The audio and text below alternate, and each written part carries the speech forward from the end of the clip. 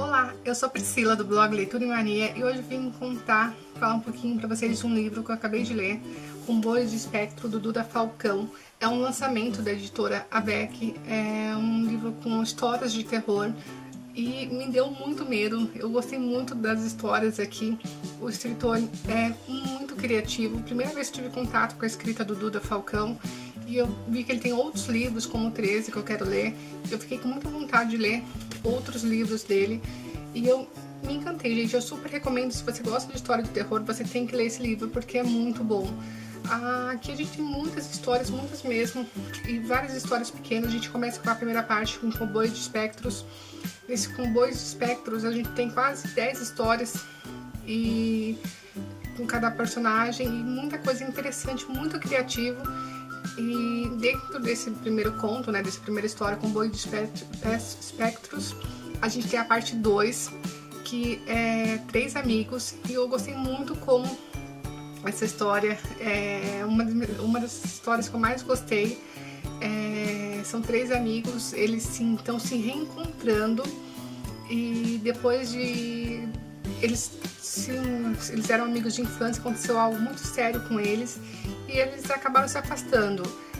O pai da menina acabou se matando na frente deles e eles falaram que eram espíritos, eram as coisas sobrenaturais. Ninguém acreditou neles, tipo assim, foi taxado como louco. Eles fizeram um tratamento, mesmo sabendo que eles estavam certos, mas ninguém queria acreditar neles.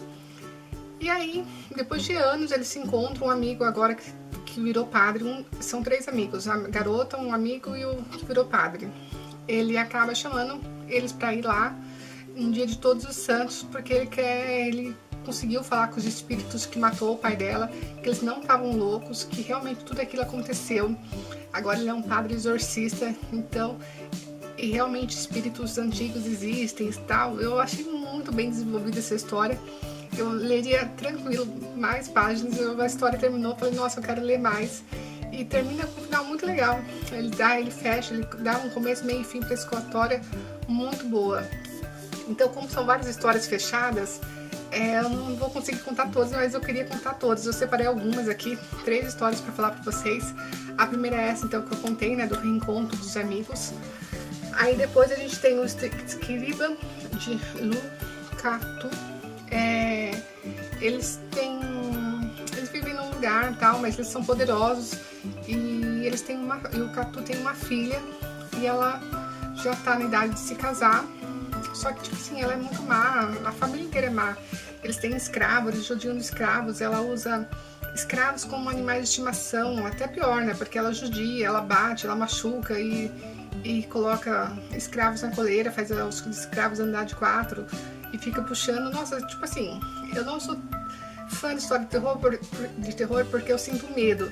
Eu não consegui ler esse livro à noite, impossível ler, porque eu tinha pesadelos, eu não conseguia ler.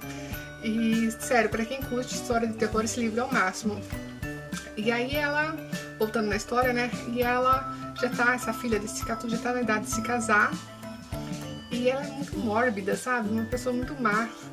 E ela acaba, alguns chamando, né, quem faz uma reunião, né, pra ver quem quer se casar com ela, e 3 príncipes, 3 rapazes vão lá nesse evento. E o final dessa história, tipo assim, é muito sangue, gente. Vocês não têm noção de todas as histórias aqui tem muito sangue. Então essa é a segunda história que eu mais gostei.